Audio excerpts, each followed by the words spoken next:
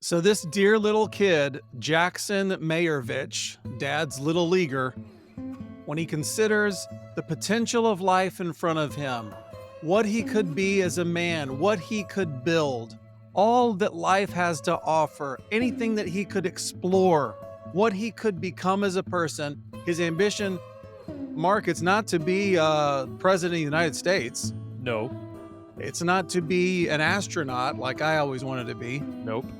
It's not even to be a big leaguer, a baseball player. It is to be retired.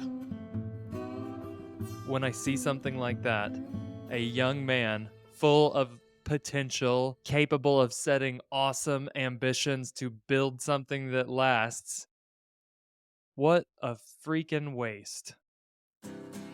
Hi, I'm Steve. For nearly 30 years, I've been a pastor and disciple maker, and what I really love doing is helping guys be better followers of Christ and better leaders at home.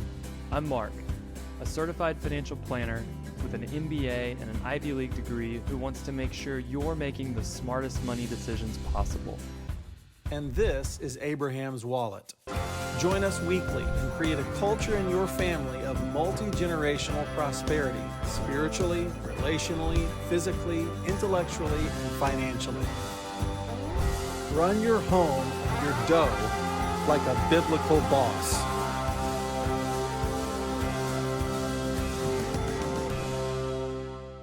Well, it's March 1st, and that means in my house, we stayed up till midnight and then we went straight to the Nordstrom. Got on Amazon and ordered away. Not true, although there was a grocery store run that my wife made quite early in the day today. That may have happened under my roof as well. It was not a record-breaking Lodo Feb for us. We actually Right. had some unexpected expenses pop up that we had to deal with, but we saved a lot of money. We saved a six-figure amount of money. No, I'm sorry. Erase that. Five figures if you add the decimal and the 2 cents Who behind it.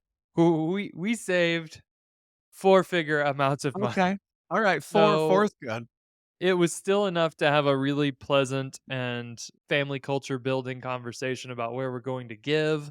And it did the Lodo things for us of self denial. Lodo Feb is the Lenten season, and March 1st is like Mardi Gras Yeah. or something. Yes, it is like that for us as well. I just kept saying, this is our muscle building time of just saying no to ourselves. Because when you have, as we've talked about, you've got the gift cards saved up, and this isn't real money. I know that it's not costing our bottom line for you to get this food, but we just have to practice saying no. That's the point. We are in the Lenten season.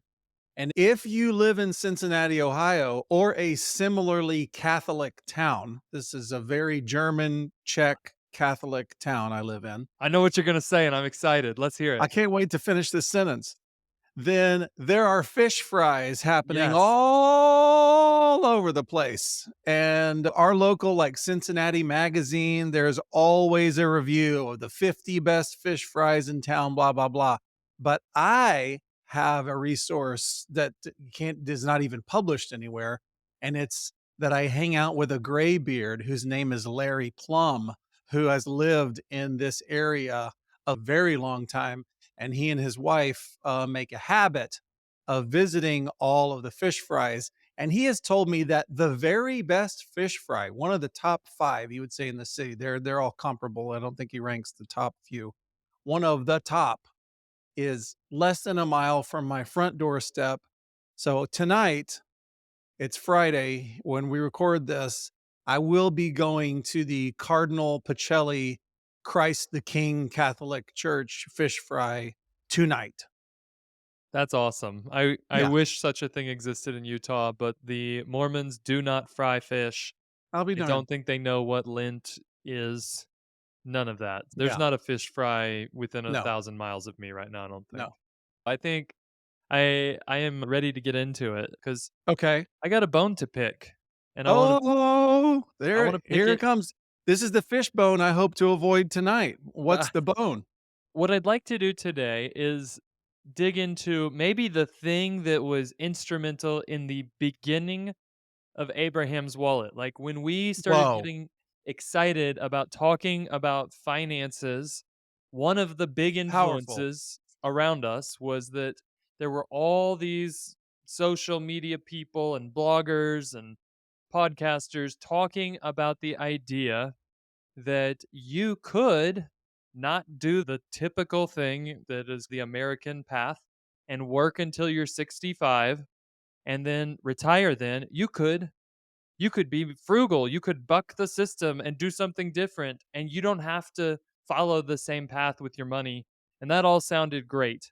But what has happened when I talk to people in their 20s and early 30s, one of the number one things I hear is, you know what I'm really interested in is this thing called early retirement, or Yeah, sometimes you hear financial independence. The acronym is financially independent retiring early, or FIRE. And sometimes I hear this from believers who go, this would just be such a responsible thing to do with my money. It uses tactics like extreme frugality, and it seems like a pretty wise way to deal with money. I'm not going to be conspicuously spending here and there. And then I have all my time to myself. I don't have to go to work anymore, and I could use that to do ministry or whatever right, they say. right. Sure, sure. And I'm here to say that I think either retirement itself, if you make that a goal, or even just the concept of my goal is financial independence, that's a terrible goal. And Mm. it's even, I'm going to say, there's an element to making that your goal that is sin and it's bad. And I want Woo, to tell you, retirement is not a goal. It could be your goal. Retirement is a terrible goal. here. And Great. before you hang up the phone and say, screw these guys, I'm not saying that we don't need to plan ahead for times when we will need money to buy groceries and we can no longer go out and earn a salary or run a business actively. I'm not saying that.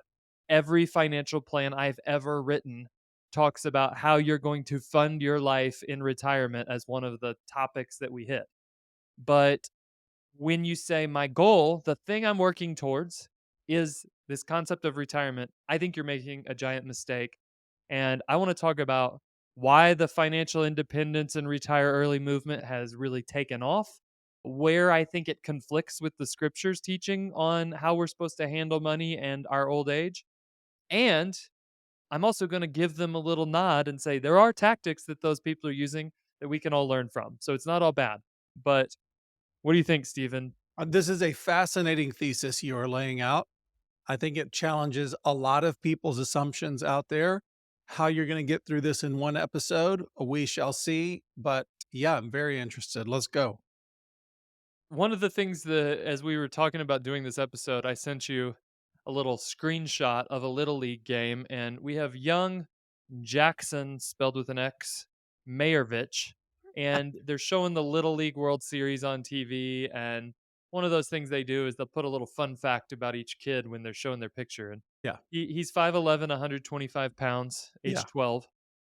But it says dream job, retirement. This thing that I've been talking about, it goes a lot deeper than just, "Hey, I'm 30 and I'm working at a cubicle job and hating my life, so I'm gonna get out of." That's It's right. it's in the water that we've That's taught right. even our 12-year-olds who are pitching on television. They're living this cool experience, and they go, "What I really dream of is retirement." It's insane. I don't think I had heard the word retirement when I was 12. I wouldn't have known what it was. And it absolutely wouldn't have been on the top 100 things I wanted to do when I grew up. It's such a sad comment on our society. And before you even go into this stuff, I just want to encourage everybody as you listen, would you please do the kingdom of God a favor and decide before we even start in, I'm not going to walk down the road of the culture, which ends in death and destruction for my family. This is what Mark's about to do. He's about to analyze and slice and dice these cultural lies around us. I want you to decide. I want, if there's any of this in me, I want it broken down as I listen. And then what I want built back up in its place is something that follows a scriptural model. A favor is about to be done for you if you will tune in. So hang with us. Yeah. I want to introduce the problem first. I don't know if you know this, but retirement, as we talk about it today, is not an age old phenomenon. And it was actually created, I'm going to suggest, by real estate developers. In the late 50s, early 60s, there was this real estate developer who created a project called Sun City, Arizona. And it's one of the first massive scale retirement communities ever built. And they started marketing it. They ran ads in the New York Times and in the LA Times and advertising it in these big cities. It was inexpensive. You could check out of your job. And basically, whereas retirement historically has been you're no longer physically capable of working the way that you used to. So now you're usually around. You might be around at your kid's house. Grandpa's sitting over there, and whatever is occupying your time, you're still a part of the daily rhythms of the family. And what Sun City did is it said, we could tell these people, don't spend your golden years on the couch. Go to Sun City where you can have a perma vacation. And that was a start. It was wildly successful. Florida became a very popular destination, but people started doing them all over the place. And you see it today still. And what happened is sometime after this shift, people started looking at grandpa who was playing golf every day and he's moved to sunny Florida and they said, "Hey, I would like to do that as well instead of going to the office every day." And so they began to think, what would happen if I retired at 60 instead of 65? If I can do that, what if I did it at 50? And that makes sense, right? You're watching people just basically on the party boat for a long time and going, well, if I could Yeah. do that, would be more fun than what I'm doing now.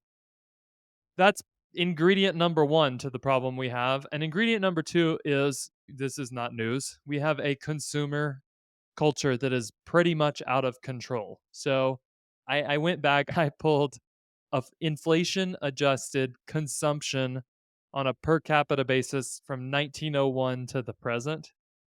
And the charts don't look real. It's we consume on a per capita basis something like 70 times what somebody would have consumed back at the start of the 1900s. So much of what we buy now is disposable, so there's all of that consumption. We buy entertainment at a wildly higher rate. We just got done with Lodo Feb, and it was like, man, we only spent $40 for the whole month on family entertainment in Lodo Feb. And like great grandpa bought a radio 2 generations ago, and that entertained us for the next 100 years as a Right. family. That's right. So consumption is out of control. And I think a lot of people that maybe they don't have any interest in our Jesus stuff or the Bible, they still look at the consumption culture and go, that's gross. And I know enough to know that doesn't lead to happiness. And so they say, I want to ditch this toxic overconsumption model. And if I do, and I just suck down my spending to the absolute bare minimum, I realize I also no longer have to go do the job I don't like. So I can get to the perma vacation Right. and not do the consumption. It seems like Right. a win. Let's go. And that is how the FIRE movement started to gain steam. And my contention is that FIRE, or this goal of financial independence, retire early, has replaced a real purpose or a goal, which would be like, hey, I want to spend all of my time on grandparenting. That seems like a really cool goal. I want to disciple 10 grandchildren. That's a goal. I want to not have to go to work. That's not a goal. The FIRE movement has taken a goal and replaced it with a mechanism that can be helpful but isn't a real goal. And Yep. so that mechanism is extreme frugality and a super high savings rate. It strikes me as you're talking about Sun City, Arizona, that kind of move wouldn't hold any allure in the old classical model of family, where it's easiest to think of it as life on a farm because that is a productive household, just to use as an example. So if you've got a multi-generational family living on a homestead in a farm, there are jobs that 3-year-olds can do in that setting. There are jobs that 8-year-olds can do in that setting. There are jobs that 30-year-old men can do in that setting that nobody else can do because of their strength and endurance, etc. But there are jobs that 70, 80, and 90-year-olds not only can do, but need to do for the thing to keep running. There's childhood help, there's stuff to deal with the animals.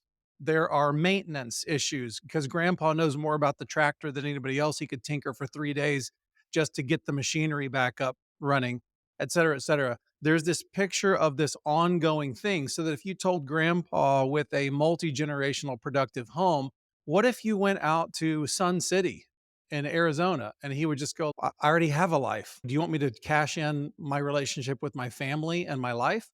But in the world of atomization, where all of these independent homes, they're all separated. And once your children have grown up, there's nothing for you to do but sit around and wait to die. And your usefulness as far as being productive is only seen as when you clock into the business and clock out of the business. And when you are not useful to them anymore, where keeping you on the staff is more expensive than bringing a new guy, they cut you. And now you're left all alone and you go, Sun City? That sounds okay. That sounds better than being in the same apartment in New York City that I've lived in while I raised my kids, but now it's empty and lifeless. Maybe we could go vacate. It just strikes me how a lot of the things that we rep around here and we believe in the multi generational home and we believe in a productive household where there's contributing members to keep the engine of the house going. If you degrade those things, then the modern idea of retirement becomes attractive. And as you say, once the modern idea of retirement becomes attractive to you, then it starts to eat up everything so that we end up with a 12-year-old who wants retirement. I agree. As I get into the specifics of how this grew and what does the Bible say about it, I want to really quickly just mention two things that were influential to me. I know one of them you introduced me to, so there was influence on you. But Nice. the first book that really said, "Let me lay out a path for how you do this financial independence, retire early thing." Like all of the stuff we're going to talk about had a lot of truth in it. It was a book that was published in 1992 called Your Money or Your Life. Mm, And the thesis was most people they call it making a dying instead of making a living. So they're spending their life having a job that wears them out and leaves no room for personal fulfillment. And by reframing money and earnings that gets spent as trading away that life energy, we can become more conscious about the things we buy and especially about the things that don't bring fulfillment. We can just not do them. And so tracking all your spending becomes a gateway to more fulfillment in life when your purchases align with your meaning. Now, there's a lot to that we would go, yeah, we've talked about budgeting and saying your budget should be a funding plan for your family vision. We agree that you shouldn't spend money on stuff that's ding. going to that's going to not bring long-term value and fulfillment. The guy who wrote it famously at a couple points in time realized in the summer, in the spring, in the fall, I'm just happy in New York City and I don't even need an apartment. I can sleep outside for part of the year. And he lived on nothing. And saved money and worked a normal job. So he had a ton of money saved up. And at some point, I don't have to go to that life draining job anymore. So that was the first book. To me, the big point I want to make about all of this fire stuff is this book's entire focus was on yourself. Think about yourself. Mm, Think about how you feel. Do you feel great bummed out point. by work? Think about that more. Think about yourself more. And it leads to death. Fast forward 20 years, and we get to Mr. Money Mustache, which was probably the blog that really, for our generation, was the most popular resource initially on this concept that you can live with extreme frugality. The guy who wrote it was named Pete Adney, and he retired, I think, when he turned 30 from being a software developer. And he was married. They had, I think, $600,000 in investments. and a home that they had paid the mortgage off on, and they realized we can live on $17,000 a year or something like that. And Mhm. so we've got a pile of money that will produce that, so we're done. And his writing was funny. Both of these resources, go read them, check them out. He had some really interesting tips on his grocery budget stuff that he talked about. You and I both were like, "Wow, he's got some ideas that we could save a bunch of Right. money on groceries." Before I give away the ending of the story, what are your memories of the Mr. Money Mustache days? Because we were both excited whenever a new article published back then. Some of those goals are great. To not be living paycheck to paycheck, that's a really good goal. To obviously, we believe in low dough feb, so there's something about shrinking your footprint. Like, this is how much money it takes for me to have a successful week. I'd like for that number to be lower. I think it has to do with humility. I think it has to do with, as you say, just not being a selfish consumer. That's a good goal. And that's why my eyebrows were raised at a guy who seemed smart. There's something about restoring what man was created to be, what our capabilities are. So, for instance, I remember one of his maxims was, you should never drive a car less than 5 miles. You should be taking a bicycle, which is the most efficient form of transportation there is. And if you have a bicycle that's got a pouch in the back that you can put some groceries in, and you've got a trailer that you can put a kid in, you're set. What do you need? What do you need a car for? Those things are really like challenging in a good way. They're very provocative. And that's what the allure was for me. Yeah. No, I totally agree. I remember biking to work because he shifted my brain and went, The savings is not the gas money. That's one little slice of the savings. There's also, you're getting your exercise in at that Yep. time of the day. You're not putting the miles on your car. Yep. You're healthier. And so there's impacts that are financial of that. And all these things come together. Yep. So, again, the whole fire movement, great tactics, lots of them. I'm going to talk about that in a second. But I contend that Mr. Money Mustache was basically a witty repackaging of the entirely self focused life that is espoused in Your Money or Your Life. Fair. And so it's not maybe a shocker to find out that Mr. Money Mustache, his story right now is divorce, broken Mhm. apart family, drugs were a part of his life. Of course, he no longer had to live in extreme frugality when he ended up with one of the most popular blogs on the internet for a while. But that's what happens when you focus on yourself. And just a very quick sidebar. I don't know how many people listen to the Joe Rogan podcast. It's one of the most widely distributed media things that happens in the world now. And this week they had Abigail Schreier on, and she wrote a book about the contagious transgenderism craze that stirred everybody up 2 years ago. It was a good book. She just wrote another book about therapy, and her thesis is about how dangerous therapy is for kids and how overused it is in many cases. But the takeaway that I think is relevant here, though, is she said over and over, thinking about yourself too much is extremely bad for you and leads Great to point. worsening problems and all manners of negative outcomes in your life. So Yep.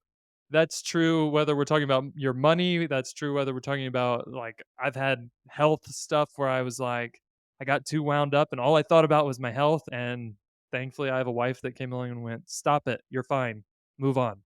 That's And I think sometimes the FIRE movement does that to us. totally. Today, there's tens of thousands of FIRE content creators. If you go on Twitter and just type FIRE money, you will find hundreds and hundreds of Twitter accounts that are all about this. And basically, the idea is live on as little as possible so that you can pay off all your debt, save into a taxable account where you'll have enough to fund your expenses without withdrawing more than 4% of whatever the nest egg is per year. And then basically just live at that level for the rest of your life and enjoy the fact that you don't have to show up to work. And so, why is this a problem? Like, why would I be upset about this having taken over? Because I often think that we confuse tactics with goals in the financial world. So, all day long, I talk to people and I say, give me a sense for what are your goals? What are you working towards in life? And that's a lot of times why people come to a financial planner. And they will say things like, I want to own 6 rental properties by the time I turn 30. Or I want to have a net worth of this much or this much in my health savings account. Or I want to be financially independent so that I can quit my job. But usually people would go, even if I decide to keep working, I just want to know that I can do it. And I don't think those are goals in and of themselves. You can make them your goal. You can certainly say, that's my goal and that's what I'm working towards. But there really has to be a why behind these tactics. Otherwise, achieving them leaves people bereft of meaning.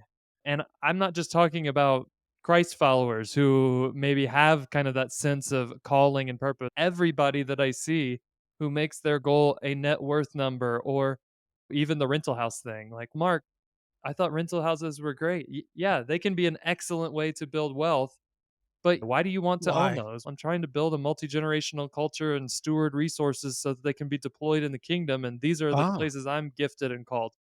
Now we're starting to talk goals. I could care less if you own rental homes or stocks. Like, nobody cares. I thought it was interesting. I looked at a paper that was published by the Social Security Administration, and the thesis statement, I'm going to read it so I don't get it wrong, but it says logistic regression results indicate that controlling for current age, year of birth, education, marital status in 1973 and race, men who retire early die sooner than men who retire at age 65 or older. incredible stat. I think a lot of people have heard that, but it's just flat out true. If you retire early, you are more likely to die sooner. And yet, there's a craze of early retirement. This is just like when we hear that people who win the lottery, their lives fall apart and they end up poor. Every one of us says, "Man, that's a bummer. Why don't you try it on me? I think I might be different in this Yeah. case." There are so many times when I want to put my arm on a young man's shoulders and go, "You are not an exception to the rule. I'm sorry, but if it's this case with people in general, it'll be this case with you. If you retire early and you lose the thing that turns the crank for you, I got to go out and produce. If that happens to you at 35 because of some windfall or because you figured out a way to game the system so that you don't have to work anymore, it's going to go badly for your soul from that point forward. It's just the way that we're made. That's right. Yeah, and even if you just Google, like, how to find meaning in retirement, I just looked through Reddit pages and people talking to each Oh other, boy. and it is bleak. Whether we're talking about the financial independent retire early people or just standard 70-year-olds, there's a lot of people out there expressing pain and difficulty because they don't know what their purpose is. I don't think that the Bible paints a picture of life that jives with the FIRE movement. Right. And I'm going to tell you a few reasons. We could go through so many scriptures on this stuff. Give us a bird's eye view of what the Bible might say about this topic. Okay, three big buckets that I'm going to put my biblical wisdom in where I don't think it lines up with the retire early thing. Number 1, we've talked about this, work is godly and required. Let me throw some verses at you. Genesis 2:15. Early in the narrative, we hear that the Lord God took the man and put him in the garden of Eden to work and to keep it. Mhm. This was perfection, and work is a part of it. This Yep. isn't like, sorry, Adam, you biffed it. Now you got to work. No, this is part of the design for who he made us to be. Second Thessalonians 3:10 through 12 says, for even when we were with you, we would give you this command. If anyone is not willing to work, let him not eat. For we hear that some among you walk in idleness, not busy at work, but busybodies. What? Now, such persons we command and What? encourage in the Lord Jesus Christ to do their work quietly and earn their own living. So, laying some requirements down, quit being idle. To me, that says, even if you've got enough money to buy bread, we still command idleness, not an option for you. In this same era, when you're talking about the early 90s and this kind of work less, retire earlier kind of thing, a major cultural artifact from that time is the Oh 4-hour yeah, work week from Tim Ferriss. And it's the same kind of, could I lower the load on me, particularly in my youth? And the biblical answer is no, you can't lower it. You can't lower the load on you. It's good for you to bear a load as a young that's right. man, as the scriptures And say. Tim Ferriss's life, also a great example of what happens when you pursue his path. Those who work their land will have abundant food, but those who chase fantasies have no sense. A Snap. lot of this financial independence stuff to me sounds like fantasies. I've had people just tell me straight up, I want to play video games all day, or I want to play golf all day. Um, that's Oh kind of my a gosh. disgusting fantasy, but it's still a fantasy. Um, and lastly, Proverbs 12:24, diligent hands will rule, but laziness ends in forced labor. Um, Again, it doesn't say Wow. unless you've got enough money to be lazy. It just says laziness ends in forced labor. So work Wow. is godly and required. Number two, wealth is increased over generations. It's not there to let us scrape by for one lifespan. So the Bible doesn't talk about wealth Yes. as something that's just get what you need to meet basic needs and then you're done with that capital. I think my two scriptures that are probably most commonly cited scriptures in the Abraham's Wallet podcast. Matthew 25 verses 26 and 27 says, "You knew that I reap where I have not sown and gather where I scattered no seed. Then you ought to have invested my money with the bankers, and at my coming I should have received what was my own with interest." And if you haven't heard this parable, it's about a master who leaves town and leaves his servants with different amounts of money. And when he comes back, they show him what they've done with his money. And one has multiplied it many times, one has multiplied it a little bit, and the last one buried it in the ground because he was scared of losing it. And the master is not happy with that Hmm. one. So there is a biblical Hmm. mandate to grow things that we have been put in responsibility of. My other verse here, Proverbs 13, which says, "A good man leaves an inheritance to his children's children, but the sinner's wealth is laid up for the righteous." You know, Yes. even families that don't follow Christ, then when I'm doing financial plans, I'm like, I think wisdom is wisdom. I'm going to encourage them to leave a little, even if it's just a token. Let's leave a little inheritance for the children's children. Let's start implementing some wisdom in the way we run our money.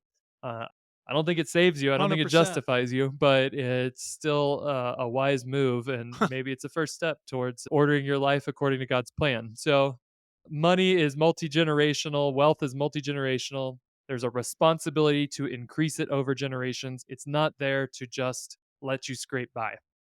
And the last one, setting our heart on money is always bad, whatever that looks like. Psalm 62:10 says, "Riches Yes. increase, do not set your heart on them." And there's a real sense in which the FIRE movement and its devotees place their hope in their money. All the while, they're patting themselves on the back and saying, I am so frugal and I'm so anti consumption. But all they're thinking about is their money. Their heart is set on their money and their wealth. Yeah, if I can just interject, one of the great threats of that whole fire movement, and this was definitely the case with Mr. Money Mustache, and you even mentioned the kind of live on 4% of your net worth idea, is that you have to live that way. You have to draw out a finish line. Here's the finish line. This is what I'm going to pursue. And you can kill yourself to reach that finish line, which would be sinful. It would be a sin against God and against your relationships, etc., to kill yourself in pursuit of that money. And then the terrible thing might happen to you, which is you get to the finish line. And so God's design is that we simply are faithful to work. We live below our means. We put our money to work. And there's some element, we're financial planners, we do planning, but there's some element in which in our souls, in our spirit, we would say, it doesn't matter what my net worth is at 60 or at 70. I'm going to continue to sow. I'm going to continue to work. I'm going to continue to manage the things that God has under me, not necessarily working for income. I know you're going to get to the biblical picture, but just the feeling of there's a finish line and I need to hit this number. And when I hit this number, then the coast is clear. God just didn't make us to work like that. We're just supposed to be diligent and leave to Him what is my net worth? I don't know.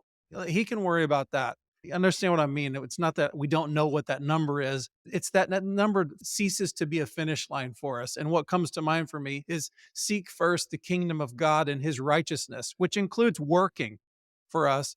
And all these things will be added to you as well. I'm not going to worry about the future, nor am I going to rub my hands together and twirl my mustache and think about what a rich sucker I'm going to be. Bitcoin, if I may insert here, Bitcoin has increased in value in the last month by 45%. So there's some part of me that kind of I get little stars in my eyes. I'm tempted to. And I like to check on it about every 3 hours and see where's it at right now. And you can imagine, according to whatever your holdings are, imagine what if it goes to the moon? And what will that mean to me? And the fact is, we're supposed to not be motivated by any of those things. We're supposed to be wise, we diversify our investments and let them grow, and I'm gonna continue doing what I do, period. It's true. And yet, can we learn anything from these fire movement people? Of course. And really quickly, I would say overconsumption doesn't make you happy, but does dramatically True. increase your need to work. So I remember when I was a kid, smoking was still a thing. People still smoked a pack a day, and they would tell us in elementary school how much that costs you, and you have to work an extra 4 years of your life to afford this thing. Well, that's true of your latte habit, and it's true of deciding I'm going to lease a BMW every 2 years, whatever your thing is. So you need a lot less than you think. You don't need to have what the culture tells you you need. I think that's a valuable thing to consider. And kind of along those lines, choices that you think are entirely required to exist in our society often actually aren't. So, the example of driving a car to work, not actually mandatory. You can choose not to do that, and it can actually break you off of a That's right. hedonic treadmill that just keeps you needing to make more and more and more. So, those are all good things. Yep. And my recommendation is take the Yeah. tactics, just not the goal. And really, what I want to close with is, what does the Bible say about retirement? And this could be a whole series of podcasts. Maybe we'll do a whole episode on what is biblical retirement, but I want to give you at least some thoughts on what the Bible paints a picture of as we kind of age and how we use our time, because I do think the scriptures aren't silent on this. Retirement isn't a sin, but idleness is, even when you're old. Job 32:7 says, I thought age should speak, advanced years should teach wisdom. There is a requirement of you in advanced years to actually be imparting that. Doesn't sound to me like it would be that easy to do from Sun City. If I just retreat and use my time on cruises and golf courses. Psalm 92:14 describes the righteous, and it says, they will still bear fruit in old age. They will stay fresh and green. So there's an expectation Woo! of fruitfulness all the way to the end. I don't think it means Yep. that you keep your 400-pound deadlift when you're 90. Physically fresh and Yep. green, no, but still fruitful to actually continue producing up until the end. So those are anti-idleness pictures. Two, I'm pulling from 1 Timothy 5:8, which we've talked about here. Caring for aging family is a requirement. Paul says that if you don't do it, you're worse than an unbeliever. But that also has this like flip side. It means that if you're the aging person, the model we see in scripture is that you're still in the household. Again, you're not in an over 55 community out in Florida. You're still in the household. Now, I don't True. think that means you have to live under the same physical roof as your kids. For some people, that's actually a Right. great option. But does it mean that you're still deeply involved in the raising of children and grandchildren, in the help with running the machine, In Steven's example, you're tinkering on the tractor because no one else knows how that tractor works. So Yeah. you're still a part of the household. And lastly, I think we often devalue the work that is required in this stage of life. Even if we abandon financial capital and let's just talk about spiritual capital, we think the guy that's out there evangelizing and preaching and discipling young guys at coffee shops, man, he is pushing the kingdom forward. But you and I were sitting in a cabin in Cadillac, Michigan, Stephen, when our mutual friend Mark Douglas, who's been here on the podcast, told us a story about his grandfather that really stuck with me and painted a picture for me of what this looks like. And his grandfather's name was Ransom Douglas. Do you remember hearing this story?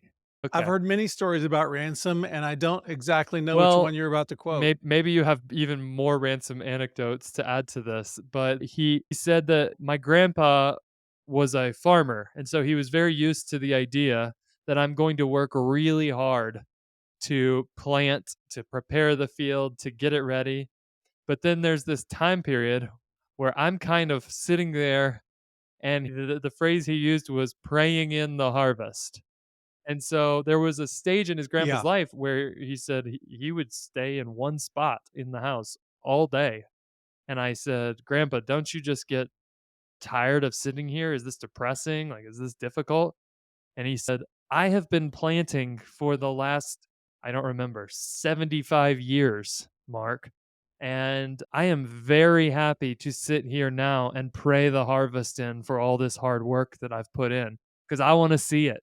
And I think that we often don't value that kind of idea that just being the one who is blessed with the opportunity to see future generations, that would be cool. I would love to have that blessing, but also that we can affect the kingdom in prayer, even if we are so elderly that that's all we can do is sit in one place. To me, that guy understood that he had value and a place in the household and was not idle, even though his body was done. Physically, he was no longer able to he wasn't going to go tinker on the tractor even. His body was done and he Right. wasn't eating the bread of idleness. He was still engaged in the work that the Lord had called him to.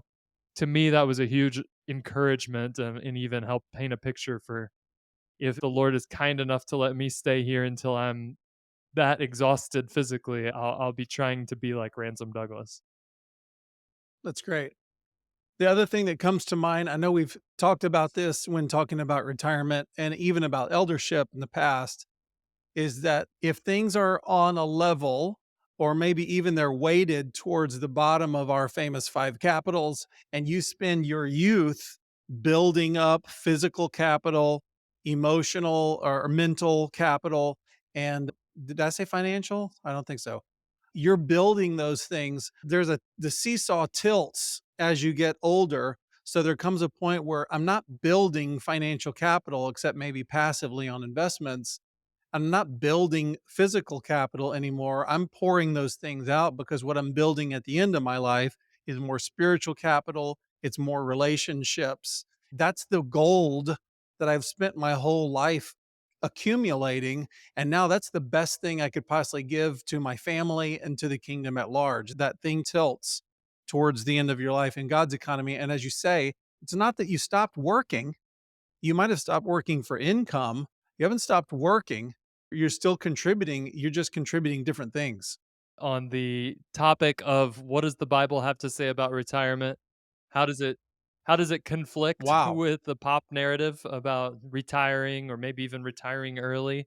And my encouragement to the guys listening to this and even to the ladies, I know some of you listen, is just pursue the fullness of what God has called you to over a life, which means there is no finish line where I get to just say, once I get there, I guess I'm done and I can kick back and waste my Yeah, time.